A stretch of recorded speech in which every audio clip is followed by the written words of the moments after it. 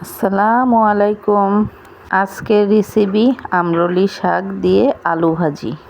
তোমরা কমেন্টে জানাবে আমরলি শাক দিয়ে কে কে আলু ভাজি করে এভাবে খেয়েছো। এই শাক দিয়ে আলু ভাজিটা অনেক মজার, তোমরা করে খেয়ে দেখবে। প্রথমে এই শাকগুলো আমি কুটে বেছে ধুয়ে নিয়েছি। আমি প্রথমে একটি প্যানে তেল গরম করে নিয়ে পেঁয়াজ কুচি রসুন কুচি দিয়ে দেব। এরপর হালকা একটু ভেজে নেব। হালকা ভেজে নিয়ে আমি আলু কুচি দিয়ে দেবো। আলু কুচি দিয়ে কিছুক্ষণ নেড়ে চেড়ে হলুদের গুঁড়া আর লবণ দিয়ে দেবো। এরপর নেড়ে চেড়ে মিশিয়ে নেব। এভাবে কিছুক্ষণ নেড়ে চেড়ে ভাজিটা করে নিতে হবে। ভাজিটা যখন হাফ সেদ্ধ হয়ে গেছে এ পর্যায়ে আমি শাকগুলো দিয়ে দেব। শাকগুলো দিয়ে আমি আবারও নেড়ে চেড়ে মিশিয়ে নেব। এ পর্যায়ে আমি আস্তে আস্তে শাকগুলো নেড়ে চেড়ে ভাজি করে নেব। এই ভাজিটায় কোনো পানি ব্যবহার করা যাবে না।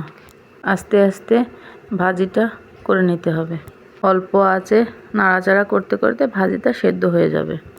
এই ভাজিটায় আমি এখনও পর্যন্ত কাঁচা ঝাল ব্যবহার করিনি।